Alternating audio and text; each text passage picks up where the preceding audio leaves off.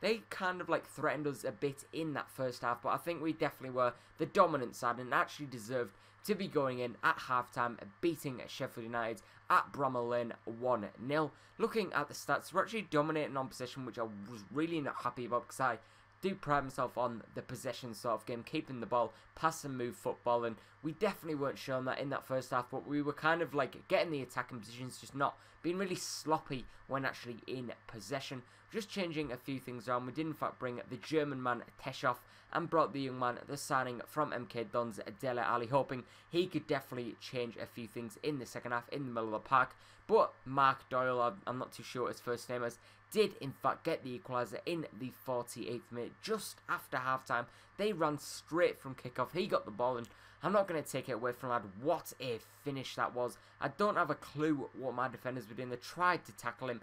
No one got near him, and it was a great left-footed shot past Caldalo in our net to actually level the scores. Going at full time, and we did in fact draw with Sheffield United 1-0, and I didn't actually know that it would actually go into penalties, which really does annoy me, and I was really happy actually because obviously I could have stuck with my first team, and if I had actually done that, my fitnesses would have been horrendous. I do like that new feature on FIFA 15 where you can have your main squad and then you can have your cup squad. You don't have to mess about with it, and it's really easy to just maneuver between the two squads. But we did in fact get the second goal of the game, doubling the lead in the 97th minute.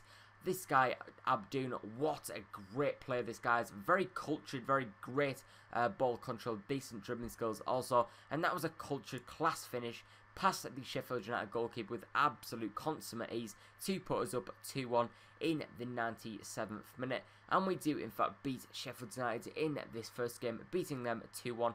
One goal from Seko Fofana, the new man, and then Abdoun shoring up the win for us to obviously progress into round 3 of, I do believe it actually is the Capital One Cup. Looking at the stats at the end of the game, 8 shots, 6 on target, and they had 4 shots, 2 on target. But they still actually beat us in possession, but we actually definitely did do better in that second half. I see there, we do in fact get our round 3 opponent announced, and it is in fact a clash against the Premier League outfit of West Ham, so definitely looking forward to actually playing them. Obviously putting our strength aside against West Ham. Going the second and final game though of this episode, and it is in fact against possibly a rival this season. It is in fact Brighton. Obviously Brighton have very decent young players, the likes of Forster, Carclay, who actually was one of my targets in the transfer window. Never really got him though, and hopefully we can actually inquire in the January transfer window. But we do start off unbelievably. Henry Lansby opening the dead up with an absolute poor ball into the back of the net.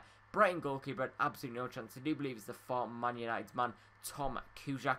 But what a run that was from Henry Lansby. Didn't know he had that in his locker. And what a strike with consummate. He's such a great finish past the Polish man. And he did in fact get the first goal of the game to put us up 1-0. And from then on I really did feel confident. We had a penalty here with Britt Assombalonga. He does in fact step up. And there is another save from the Brighton goalkeeper. So there is 2 penalties in this episode, and we've missed both of them, so we're definitely going to have to work on that in training because we can't be affording that. Obviously, if we actually don't get out of that promotion this season, we possibly could go into the playoff semis and even the final, so we could possibly even go into a vital penalty shootout, so we're definitely going to have to work on that.